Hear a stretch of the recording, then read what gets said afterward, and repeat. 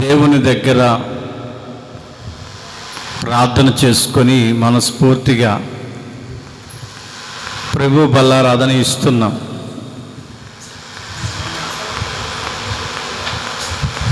దేవుని దగ్గర మా తప్పిదాలన్నీ ఒప్పుకొని, మా పొరపాట్లన్నీ ఒప్పుకొని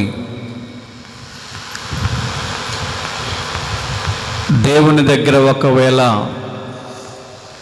నేరస్తులుగా మేము ఉన్నామేమోనని దేవుని దగ్గర మా తప్పిదాలన్నీ ఒప్పుకొని నీకు ప్రభు బల్లారాధన ఇస్తున్నా. తీసుకుండే మీరు అయోగ్యంగా ఎవరైనా పాలు పంపులు పొందితే, అయోగ్యంగా అని అంటే అసమాధానంగా, సమాధానం లేకుండా ఎవరైనా ప్రభు బలలో పాలు పంపులు పొందితే బైబిల్ చెప్తున్నటువంటి మాటే, వారు రోగులవుతారు, రోగాలమయంలో పడిపోతారు. నేను చెప్తున్న మాట కాదు, చదువు మళ్ళా మాట.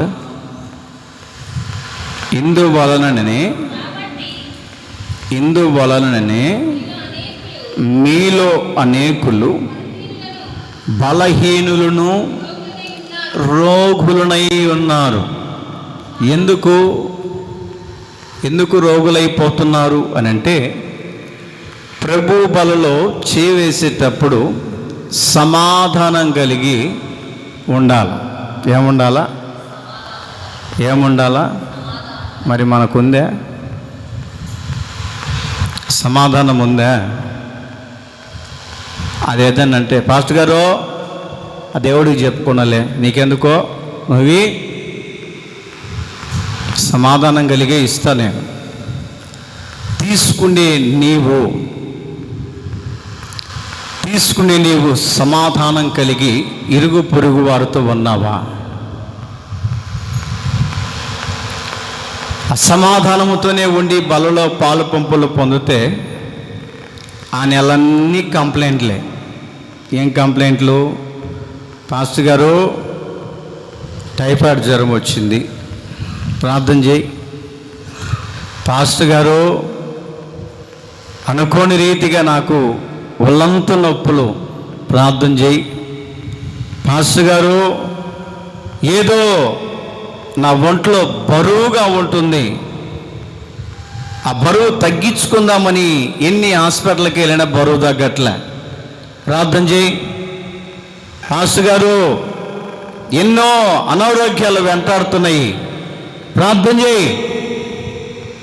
ఎందుకు ఈ సమస్యలు మనకు కలుగుతూ ఉన్నాయి అని అంటే, బైబిల్ చెప్తున్నటువంటి మాట ఏంటంటే, నీవు అయోగ్యంగా పాలు పంపులు పొందుతున్నావు. మనమందరం ఎవరిమి? దేవునిలో ఒక కుటుంబం. దేవునిలో మనము ఒక కుటుంబం. దేవునిలో మనము ఒక కుటుంబంగా ఉంటున్నప్పుడు ఒకరి ఎడల ఒకరితో సమాధానం లేకపోతే అది దేవుడు కూడా మెచ్చడు. కాబట్టి క్రీస్తునందు ప్రియ దేవుని బిడ్డలారా, నేను మనస్ఫూర్తిగా మీకు ఇస్తూ ఉన్నప్పుడు మీరు సమాధానముతో తీసుకోగలిగితే ఆ నెలంతా పొరపాటున రోగాలని కనపడకుండా పారిపోవునుగాక. అసమాధానంగా తీసుకుంటే రోగాలు ప్రారంభమవుతాయి. ఏదో నేను చెప్పాలని చెప్పట్లేదు, బైబిల్ గ్రంథం సెలవిస్తుంది. కాబట్టి ప్రభు బలలో పాలు పంపులు పొందే ప్రతి ఒక్కరూ కూడా, రేపటికి ఇంకా చాలా టైం ఉంది, ప్రార్థన చేసుకోండి. అసమాధానంగా ఒకరి ఎడల ఒకరు అసమాధానముతో ఉంటే ఖర్చు లేని పని. డబ్బు ఏమన్నా ఇస్తామా? అక్కో నన్ను క్షమించు అని ఒక మాటను, అనో పొరపాటైంది క్షమించు అని మాటను, నేనేంది క్షమించమని అడిగేదేంది అన్నట్లుగా ఉంటే రోగాలు, నేనేం చేసేది లేదు. ఇక దేవుని సేవకుడిగా హెచ్చరించటం నా బాధ్యత, దేవుని బిడలగా హెచ్చరికకు లోబడుట మీ బాధ్యత.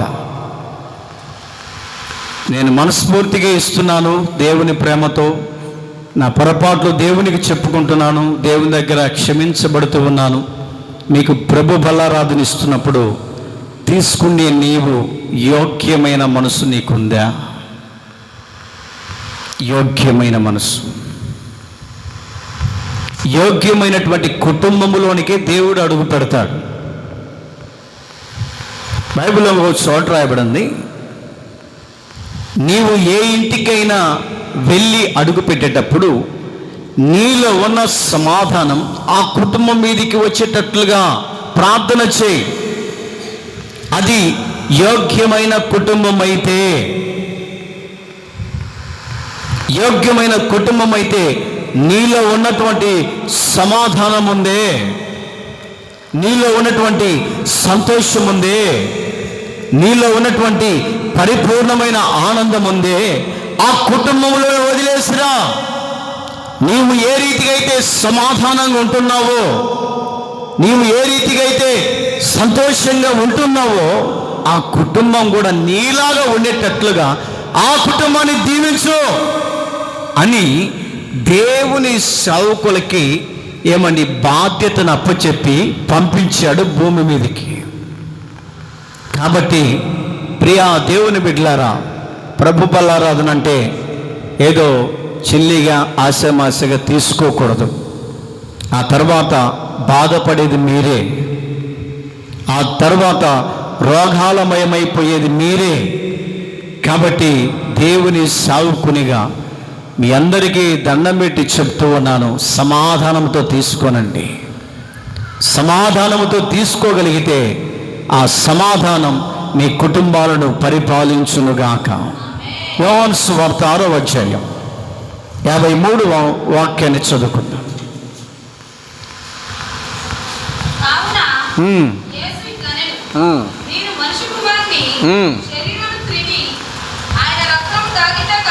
ఆయన రక్తము త్రాగుతే కానీ మీలో మీరు జీవము కలిగిన వారు కారు. చాలు. కావున యేసు ఇట్లనెను.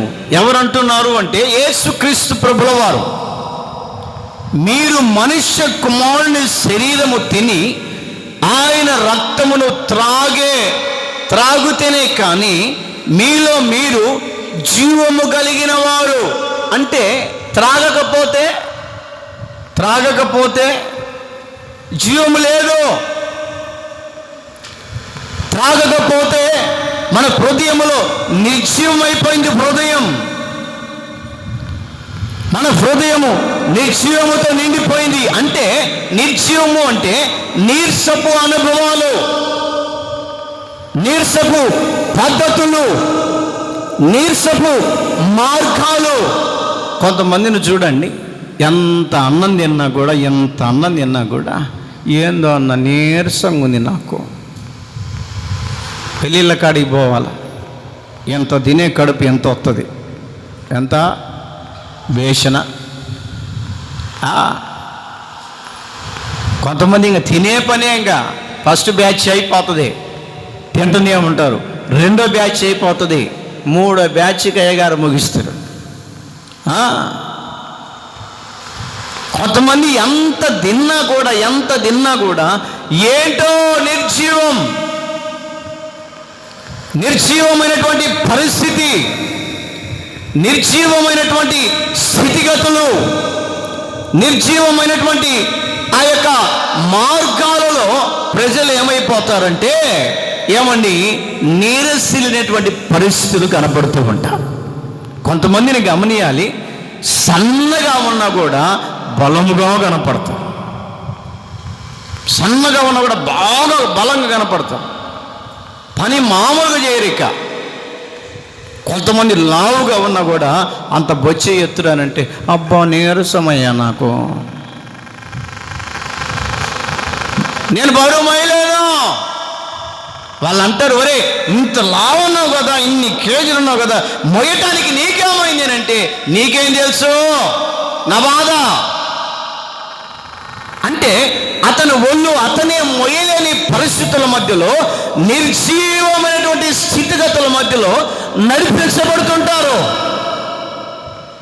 మరి కొంతమంది పని చెప్పి చెప్పక మునిపే ఎత్తి ఆడబడేస్తారు. కారణం ఏంటి? వీరి యొక్క హృదయాలలో ఏమని కొంతమంది జీవముతో కూడినటువంటి విధానం, కొంతమంది నిర్జీవముతో కూడినటువంటి విధానం. అలాగనే బైబిల్ చెప్తున్న మాట ఏంటంటే, మీరు మనుష్య కుమారుని శరీరము తిని ఆయన రక్తము త్రాగే వారుట జీవము కలిగిన వారు. చూడటానికి సన్నగా ఉన్నా, చూడటానికి ఏమని లావుగా ఉన్నా, వారి హృదయాలలో ఏలుబడి చేసేది ఏంటంటే యేసు క్రీస్తు శరీరం రక్తము మాత్రమే. కృంగిన స్థితిలో ఆ రక్తము నిన్ను బలపరుస్తుంది. నలిగిన స్థితిలో ఆయన శరీరం అనబడుతున్నటువంటి రొట్టె నిన్ను బలముతో నింపి, ఏ సమయాల్లో కృంగిపోతున్నావో, ఏ సందర్భాలలో నలిగిపోతున్నావో, ఏ సందర్భాలలో నీరసిల్లుతున్నావో, ఏ సందర్భాలలో కృంగి కృషించినటువంటి పరిస్థితుల మధ్యలో ఆ సమయానట దేవాది దేవుడు ఏం చేస్తాడంటే నీలో ఒక జీవాన్ని దేవుడు కల్పిస్తాడు. హల్లెలూయా, హల్లెలూయా. ఎందుకో తెలుసా? ఆయన శరీరమును, ఆయన రక్తాన్ని నీవు భుజిస్తున్నావు కాబట్టి, ఆయన రక్త మాంసములో నీవు పాలు పంపులు పొందుతున్నావు కాబట్టి, ఆయన శరీరం, ఆయన రక్తము మన హృదయంలోనికి, మూలుగులలోనికి వెళ్ళి, నరములలోనికి వెళ్ళి, కండరాల్లోనికి వెళ్ళి సత్వమును కలగ చేయడానికి గల కారణం ఏంటంటే యేసయ్య రక్తము నరనరాల మన హృదయాలలో ఏమని పొంచి ఉంది కాబట్టి బలవంతులుగా ఉంటాం. యేసయ్య రక్తం మన హృదయాల్లో ప్రోక్షించబడుతుంది కాబట్టి ఆత్మీయ జీవితానికి తగినటువంటి ప్రతిఫలాన్ని మనం పొందుకుంటాం. ఎప్పుడో తెలుసా? ఆయన శరీరాన్ని తిని ఆయన యొక్క ఏమండి రక్తాన్ని త్రాగేవారట. జీవముతో కూడినటువంటి బలం. ఎప్పుడు కూడా నిర్జీవమైన స్థితి ఉంటే నిర్జీవమైనటువంటి స్థితి ఎటు వెళ్ళిపోతుందో, కానీ ప్రభు బలలో పాలు పంపులు పొందిన దినము నుంచి ఏమండి ఏదో ఒక శక్తి మనల్ని ఆవరిస్తుంది. ఏదో ఒక బలం, ఎక్కడి నుంచో వచ్చినటువంటి ఆ యొక్క దేవుని శక్తి, ఎక్కడి నుంచో వచ్చి ఆ దేవుని శక్తి నిన్ను తాకి బలవంతులుగా నిలబెట్టగలదు. దేవుని యొక్క శరీరము, రక్తము. హల్లెలూయా, హల్లెలూయా. నీవు ఆ రక్తాన్ని త్రాగి ఆ శరీరాన్ని భుజించినటువంటి మనమట జీవముతో ఉంటారు. జీవము అనంటే బ్రతికినవాడు. జీవము లేనివాడంటే, జీవము లేనివాడంటే చనిపోయాడు. కొంతమంది జీవము ఉండి కూడా చూస్తా మెలకుండా ఉంటారు. ఎవరు వీళ్ళు? కోమాలోకి పోయిన వాళ్ళు. చాలామంది చెప్తుంటారు, అన్న పలానా వ్యక్తి కోమాలోకి వెళ్ళాడన్న.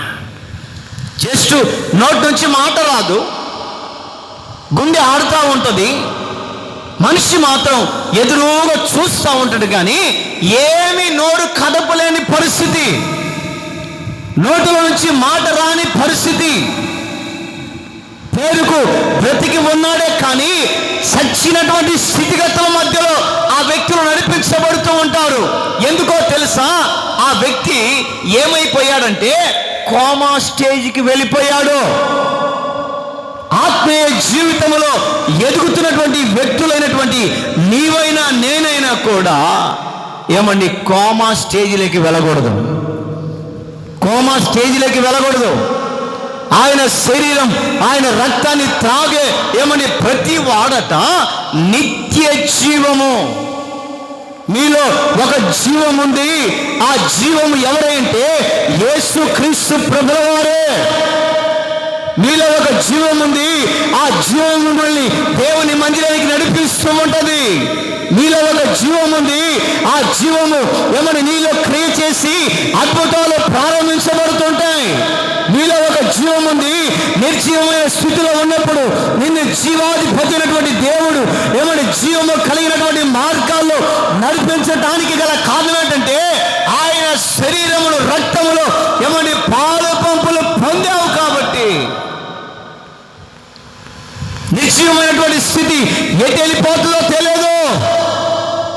చాలా మంది నాకు చెప్తా ఉంటారు, సాక్షులన్నా ఇంటి దగ్గర నుంచి వచ్చేటప్పుడు ఏదో నీరసం, ఏం పోదాంలే, ఏం ప్రార్థనకి వెళ్దాంలే అన్నట్టుగా ఒళ్ళంత నీరసం. అతనే చిన్నగా ఓపిక చేసుకొని ఆ మందిరంలో ఒక కాలు మోపేసరికి ఎటు పోయిందో ఆ నీరసం. కారణం ఏమిటి అనంటే జీవాధిపతి అయినటువంటి దేవుడు ఆయన ప్రత్యక్షతలు నిర్జీవమైనటువంటి వారి మీద ప్రత్యక్షపరచబడి వారిలో ఉన్నటువంటి ఆ నిర్జీవపు స్థితిని తొలగించి జీవముతో నింపగలిగినటువంటి దేవుడు. హల్లెలూయా, హల్లెలూయా. జీవముతో నింపుతాడు. సజీవమైనటువంటి రాళ్ల వలె మనల్ని తయారు చేస్తాడు. సజీవమైనటువంటి మార్గాల్లో మనల్ని దేవుడు నడిపిస్తూ ఉంటాడు. ఎప్పుడో తెలుసా? ఆయన రక్తాన్ని, ఆయన శరీరాన్ని ఎవరైతే భుజిస్తూ ఉంటారో. అందుకని ఆ భక్తుడు పాట రాశాడు, జీవించుచున్న నన్న పేరు ఉన్నది, మృతుడవే నీవు మృతుడవే. పేరుకు మాత్రం జీవిస్తూ ఉంటాం. మృతతుల్యమైనటువంటి జీవితం, మృతతుల్యమైనటువంటి మార్గాలు, మృతతుల్యమైనటువంటి స్థితిగతులు. దేవుని నమ్మినటువంటి బిడ్డ ఎప్పుడు జీవముతో కూడినటువంటి ఆత్మను కలిగి ఉండాలి. హల్లెలూయా, హల్లెలూయా. జీవముతో కూడినటువంటి ఆత్మ, జీవంతో కూడినటువంటి పరిశుద్ధాత్మ శక్తి, పరిశుద్ధాత్మ శక్తి మనలో ఆవరిస్తూ ఉన్నప్పుడు ఆటోమేటిక్గా మనలో ఉన్నటువంటి నిర్జీవమైన స్థితి ఏం చేస్తుందంటే ఒప్పింపజేస్తుందంట. నీకు తెలియదు ఫలానా తప్పిదాలు చేసినావని దేవుని దగ్గర నీకు తెలియకుండా నీవే ఒప్పుకుంటా ఉంటావు. నీకు తెలియకుండా దేవుని దగ్గర పొరపాట్లు ఒప్పుకుంటూ ఉంటావు. నీకు తెలియకుండానే నీ నోటి నుంచి బయటికి వాక్కు బయలుపరచబడి మన తప్పిదాలన్నిటినీ సరిచేయబడటానికి, మన తప్పిదాలన్నిటినీ దేవుని దగ్గర ఒప్పుకోవటానికి, మన తప్పిదాలు పొరపాట్లన్నిటినీ ఆ పరిశుద్ధాత్మ దేవుడు నిన్ను ఆవరించి నీలో ఏం చేస్తాడంటే పశ్చాత్తాపపు హృదయాన్ని కలిగిస్తాడు. పశ్చాత్తాప హృదయం,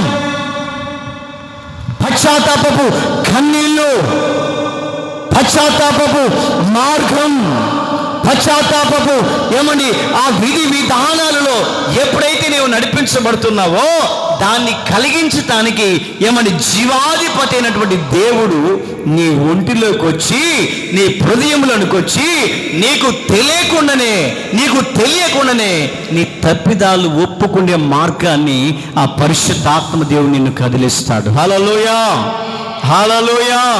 ఆ పరిశుద్ధాత్మ దేవుడు నీకు తెలియకుండానే కన్నీళ్లు తెప్పించి దుఃఖాన్ని కలిగించి పొరపాట్లన్నీ ఒప్పుకునేంత వరకు, ఆయన సరిచేసేంత వరకు, నీవు ఒప్పుకునేంత వరకు, ఆయన సరిచేసేంత వరకు పరిశుద్ధాత్మ దేవుడు నీలో ఉండి మన అతిక్రమాలన్నిటినీ ఒప్పుకునేటట్లుగా చేస్తాడు. ఎందుకో తెలుసా? నీలో జీవం ఉంది కాబట్టి. నిర్జీవమైనటువంటి స్థితిలో నీవు లేవు కాబట్టి ఆ పరిశుద్ధాత్మ దేవుని యొక్క దర్శనం నిన్ను ఏం చేస్తుందంటే ఒప్పుకోలు. నీకు తెలియకుండానే ఏమండి దేవుని దగ్గర ఒప్పుకోలు. జక్కయ్యలో నాకు ఒక మాట చాలా నచ్చిందండి. ఏమిటా మాట అంటే, యేసు ప్రభు తన ఇంట్లో చేరాడు, చేర్చుకున్నాడు. చేర్చుకున్న తర్వాత యేసు ప్రభు ఇంట్లో కూర్చొని జక్కయ్య వైపే చూస్తున్నాడంట. జక్కయ్య వైపే చూస్తున్నాడు. జక్కయ్య యేసయ్య వైపే చూస్తున్నాడంట. ఇద్దరు చూపులు ఎదురుగా కలిసాయి. ఇద్దరి కనుదృష్టిలు ఎదురు పడ్డాయి. ఎప్పుడైతే జక్కయ్య యేసయ్య కనుల వైపు చూశాడు, యేసయ్య ముఖం వైపు చూశాడు, యేసు ప్రభు జక్కయ్య వైపు ఏమైనా తన కనుదృష్టి పెట్టి చూశాడో, జక్కయ్య అంటున్న మాట ఏంటంటే, అయ్యా నేను ఎవరి దగ్గరనైనా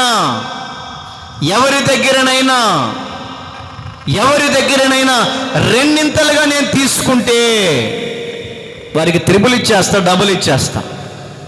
దేవుడు అడిగాడా? జక్కయ్య నీ పరిస్థితి ఇదిరా, నువ్వు అలాంటోడివి, నువ్వు ఇలాంటోడివి, జనాల దగ్గర అలా చేసావు ఇలా చేసావు అడగలే, పొరపాటున అడగలే. యేసయ్య తన ఇంట్లో అడుగు పెట్టాడు. తన కనుచూపు జక్కయ్య మీద పడింది. జక్కయ్య కనుచూపు యేసయ్య మీద పడగానే యేసయ్య ముఖములో ఉన్నటువంటి వెలుగు అతన్ని దర్శించింది. చప్పలు కొడుతూ దేవుని స్తుతిద్దాం. అప్పటి వరకు నిర్జీవమైన స్థితి, డబ్బు ఉన్న సంతోషం లేదు, ఆస్తులు ఉన్న సంతోషం లేదు, అన్ని విధాలుగా సంపాదించి పెట్టుకున్నా కూడా కుటుంబంలో సమాధానం లేదు, కుటుంబంలో ఆనందము లేదు, కుటుంబంలో సంతోషము కరువైపోయింది. ఎప్పుడైతే యేసయ్య ముఖము ఏమని జక్కయ్య చూశాడో, యేసయ్య జక్కయ్య ముఖము ఎప్పుడైతే చూశాడో, అతని నిర్జీవమైనటువంటి స్థితి అట మరుగుపరచబడి తనకు తెలియకుండానే దుఃఖమేస్తుంది. తనకు తెలియకుండానే పశ్చాత్తాపపు కన్నీళ్లు రాలుతున్నాయి. తనకు తెలియకుండానే హృదయం కదిలించబడుతుంది. తనకు తెలియకుండానే తన హృదయంలో ఏదో ఒక భయం, ఏదో ఒక బరువు, ఏదో ఒక భీతి, ఏదో ఒక అసమాధానం తను వెంటాడి వెంటాడి వెంటాడి భయాక్రాంతుడిగా చేస్తున్నప్పుడు ఏమని యేసయ్య ముఖము చూస్తూ ఉంటే ఒక్కొక్కటి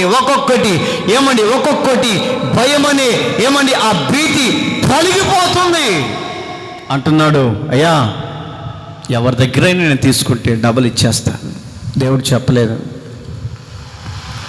ఎప్పుడైతే నిశ్చయమైనటువంటి స్థితిని యేసు ప్రభు గమనించాడో, ఆ జక్కయ్య ఎవరి దగ్గర అయితే ఏమండి తెచ్చుకొని తిని ఉన్నాడో వారికి రెండింతలు వచ్చిన తర్వాత అంట ఏమండి పోయేటప్పుడు నిర్జీవమైన స్థితిలో ఉన్నాడు, వచ్చేటప్పుడు జీవముతో సంతోషంతో యేసు ప్రభు దగ్గరికి వస్తున్నాడు. చప్పట్లు కొడుతూ దేవుణ్ణి స్తుతిద్దాం.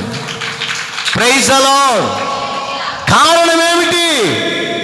యేసయ్య కనుచూపు ఏమని జక్కయ్య మీద పడబట్టి పశ్చాత్తాపపు హృదయముతో ఏమని తన పాదాలు తడిపాడు. ఈ రోజున మనకు కన్నీళ్ళు వస్తున్నాయా? ఈ రోజున మనకు కన్నీళ్ళు వస్తున్నాయా? దేవుని మందిరాలకు వచ్చి ఏడ్చి కన్నీరు కార్చి ప్రార్థన చేసుకోమంటున్నా కూడా కొంతమంది గుండెను రాయి చేసుకుంటూ ఉంటారు.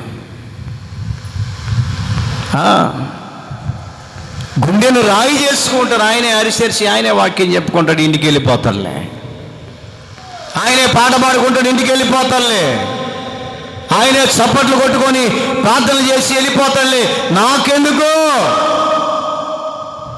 అలాంటి నిర్జీవమైనటువంటి స్థితి నీలో ఉంటే ఎప్పటికీ బాగుపడలేం, ఎప్పటికీ అభివృద్ధి పదంలోనికి ఏమని ఆత్మీయ జీవితంలో ముందుకు వెళ్ళలేం. దేవుని మందిరానికి వస్తున్న మనము ఏదో ఒకటి కోల్పోయి వస్తున్న మనము పోయేటప్పుడు దేవుని దగ్గర ఏదో ఒకటి పొందుకొని వెళ్ళగలిగినటువంటి స్థితిగతుల మధ్యలోనికి మన ఆత్మీయ ఏమైపోవాలంటే అలా దేవునికి అప్పగించుకోవాలి, దేవుని వాక్యానికి అప్పగించుకోవాలి. పరిశుద్ధాత్మ దేవునికి నీ జీవితాన్ని అప్పగించుకొని దేవునికి ఏ ఏ స్థలాలలో విరుద్ధ భావం, దేవునికి ఏ ఏ ప్రాంతాలలో విరుద్ధ భావం మన హృదయాల్లో ఉందో వాటన్నిటిని మనం ఏం చేయాలంటే పశ్చాత్తాపంతోటి యేసయ్య పాదాలు తడపగలిగితే ఈ క్షణమందే తక్షణమే నా దేవుడు క్షమించునుగాక. హల్లెలూయా, హల్లెలూయా. ఒక ఇంటి దగ్గరికి వెళ్ళాడు యేసు ప్రభు. ఆ కుటుంబస్తులు పిలిచారు కానీ యేసు ప్రభుని పట్టించుకోలే. పేరుకు మా ఇంటికి రా యేసయ్యా, మా ఇంట్లో అడుగుపెట్టు అని చెప్పారే కానీ యేసు ప్రభువుని పట్టించుకోలే. నిర్జీవమైన స్థితి. ఎవరో పాపాత్మురాలు యేసు ప్రభు ఫలానా ఇంట ఉన్నాడని తెలుసుకొని ఆమె ఆ ఇంటి దగ్గరికి వచ్చి ఏమండి అత్తరబుడ్డి పగలగొట్టి యేసయ్య పాదాల మీద పోసి తన వెంట్రుకలతో అంట యేసయ్య పాదాలు తడుపుతూ ఉందంట. హల్లెలూయా, హల్లెలూయా. అప్పటి వరకు లోకముతోటి ఏమని నిర్జీవమైనటువంటి పరిస్థితుల మధ్యలోనికి ద్వేషించబడింది. నిర్జీవమైనటువంటి స్థితి. ఎవరు చూసినా కూడా హేళనకరమైనటువంటి మాటలు ఏమని మాట్లాడిన వ్యక్తులే కానీ తాను గురించినటువంటి మంచి సాక్ష్యము చెప్పిన వాళ్ళు ఆ ప్రాంతంలో లేనే లేరు. తనకు తెలుసు నేను పాపినని, తనకు తెలుసు నాలో నిర్జీవమైన స్థితి ఉందని, తనకు తెలుసు నాలో జీవము లేదు అని, తనకు తెలుసు దేవునికి విరుద్ధంగా తప్పిదాలు చేస్తున్నానని తెలిసి కూడా ఆ దేవుని దగ్గరికి వచ్చి తన పాపాలను ఏమండి అత్తరబుడ్డితో ఏమండి కాళ్ళు కడిగి యేసు క్రీస్తు ప్రభు ద్వారా క్షమాగుణాన్ని కలిగి ఉంది. కారణం ఏమిటి అంటే ఎప్పుడైతే యేసయ్య పాదాలు ఆమె తడిపిందో ఆమెలో ఉన్నటువంటి ఆ నిర్జీవమైన స్థితి ఎటు వెళ్ళిపోయిందో పోయి బలముతో జీవముతో కూడినటువంటి ఆత్మనామం పొందుకొని ఇంటికి వెళ్ళింది. హల్లెలూయా, హల్లెలూయా. పేరుకు జీవించుచున్నాము అనే పేరు ఉంది కానీ మృతుడవే. మృతుతుల్యమైనటువంటి జీవితం. ఎంతకాలం మనం బ్రతికేది? ఎంతకాలం మన జీవితం? నీటి బుడగా ఏమని ఎంతసేపు ఉంటుందండి? కాసేపటికి బాగా అందంగా కనపడుతుంది, కాసేపటికి ఏమైపోద్ది? పగిలిపోద్ది. నా ఆత్మీయ జీవితం కూడా, శరీర జీవితం కూడా పగిలిపోతుంది. మన జీవితం పగిలిపోతుంది. అలాంటి స్థితిగతుల మధ్యలో నడిపించబడుతున్న మనము ఏమని అన్ని విధాలుగా జీవంతో కూడినటువంటి మార్గంలోనికి, జీవంతో కూడినటువంటి ఆత్మను ధరించుకున్నటువంటి వారిగా మనం నడిపించబడుతూ ఉండాలి. కక్షలు, కార్పుణ్యాలు, విభేదాలు కొంతకాలం బ్రతుకుతాం. కోపాలు ఎంతకాలం ఉంటాయి? ఈ పరలోక రాజ్యానికి మనల్ని చేర్చలేవు. నిన్ను పరలోక రాజ్యానికి చేర్చేది ఏమిటయ్యా అంటే జీవముతో కూడినటువంటి ఆ పరిశుద్ధాత్మను పొందుకున్నటువంటి వారు, రక్త మాంసములు పొందుకున్న వారు మాత్రమే ఆ పరలోక రాజ్యానికి చేర్చబడతారు. అందుకే కదా మనం ప్రయాసపడేది, అందుకే కదా భక్తిని కాపాడుకునేది, అందుకే కదా పశ్చాత్తాపంతో దేవుని పాదాలు తడిపేది, అందుకే కదా దేవుని మందిరానికి వచ్చి హృదయాన్ని సరి చేసుకునేది, అందుకే కదా దేవుని ఆత్మను పొందుకున్నటువంటి వారు దేవునితో పాటు కొనిపోగలటానికే కదా. ప్రియా దేవుని బిడ్డలారా, దేవుని ఆత్మ మనతో క్రియ చేస్తూ ఉంది. దేవుని ఆత్మ మనల్ని వెంటాడుతూ ఉంది. దేవుని ఆత్మ మనల్ని సరి చేయటానికి ఆ ఆత్మ దేవుడు మనల్ని ఏం చేస్తూ ఉన్నాడంటే ఏమని మనలో క్రియ చేస్తూ ఉంటాడు. ఆత్మదేవుడు మనల్ని గద్దిస్తూ ఉంటాడు. అంటే ఏమండి, మనలో ఒక జీవాన్ని ఏర్పాటు చేశాడండి. మనలో ఒక జీవాన్ని దేవుడు ఏర్పాటు చేశాడు. బ్రతికిన నాళ్ళు దేవుని సన్నిధిలో మంచి పేరును సంపాదించుకొని ఆత్మీయ జీవితాన్ని కాపాడుకొని, బ్రతికిన నాళ్ళు దేవునిలో భక్తిని కాపాడుకొని, బ్రతికిన నాళ్ళు దేవుని సన్నిధిలో నమ్మకమైన విశ్వాసి వ్యక్తి అని దేవునితో పేరు పొందుకునేంత వరకు కూడా మనము ప్రయాసపడాలి అండి. అదే దేవుడిచ్చే జీవం, అదే దేవుడిచ్చే ఆత్మ, అదే దేవుడిచ్చే ఆరోగ్యం, అదే దేవుడిచ్చే ఆ పరిశుద్ధాత్మ శక్తి మనల్ని ఏం చేస్తుందంటే పరిపూర్ణతలోనికి తీసుకొని వెళుతుంది. అందుకని మొట్టమొదటిగా చదివించిన మాట ఏంటంటే, ఏమండి, మీరు మనుష్య కుమారుని శరీరము తిని ఆయన రక్తమును త్రాగితేనే గాని మీలో మీరు జీవము కలిగిన వారు కారు. ఇప్పటి వరకు కూడా నువ్వు ఆరోగ్యంగా ఉన్నావంటే వాస్తవంగా చెప్పగలను, ప్రభు బలలో నీవు చేయి వేసి ఏమని రక్త మాంసాలను భుజించగలుగుతున్నావు అంటే, ఆరోగ్యకరంగా ఉన్నామంటే ఆ యొక్క శరీరాన్ని రక్తాన్ని త్రాగబట్టే ఇప్పటి వరకు నీవు సజీవ లెక్కలో ఉన్నావు. ఈరోజు వరకు నేను కూడా గుండె మీద చేసుకొని చెప్పగలను, ఆయన రక్తాన్ని ఆయన శరీరాన్ని భుజించబట్టే ఈరోజు మీ ఎదుట నిలబడి సజీవ సాక్షిని ఒక పత్రికని వాక్యాన్ని బోధించగలను. కారణం ఏంటంటే, ఏమండి, శరీరము నీరసిల్లినటువంటి మధ్యలో నడిపించబడుతున్నా, శరీరము కృంగి కృషించిపోతున్నా, ఆత్మ దేవుడు మనలో ఉండి ఒక జీవముతో కూడినటువంటి వాక్యోపదేశాలను ప్రజలకు వినిపించుటకు జీవమైనటువంటి దేవుడు మా హృదయాల్లో క్రియ చేయబట్టి, నీలో క్రియ చేయబట్టి ఈ రోజున ప్రతి నెల బలలో పాలు పంపులు పొందుతున్నాం. ఒక్క నెల బలలో పాలు పంపులు పొందకుండా ఉండు, ఆ నెలంతా ఏదో ఒక శ్రమలు వెంటాడతాయి. వాస్తవంగా చెప్తున్నాను నేను, ఆ నెలంతా ఏదో ఒక అసమాధానం, ఆ నెలంతా ఏదో ఒక ఏమండి రోగాలు, ఆ నెలంతా కుటుంబంలో సమాధానం ఉండదు, గొడవలు. దానికి భిన్నంగా నీవు ఆలోచన చేయాలి. ఈ నెల నేను బలలో పాలు పంపులు పొందలేదు కాబట్టి నేను ఈ పరిస్థితిలోనికి వెళ్ళాలని తప్పిదాలను దేవునికి చెప్పుకొని ఏమని క్షమించే యేసయ్య పాదాలు పట్టుకొని ఏడ్చి మరలా నీవు బలలో పాలు పంపులు పొందగలిగితే దేవుడు ఆ నెలంతా నిన్ను సురక్షితంగా కాపాడునుగాక, సురక్షితంగా కాపాడునుగాక, సురక్షితంగా ఆరోగ్యం ఇచ్చునుగాక. నీవు వెళ్ళే ప్రతి చోట నా దేవుడు నీకు ముందుగా వెళ్ళునుగాక. తలలు వంచండి, కళ్ళు మూయండి, ప్రార్థన చేసుకుందాం.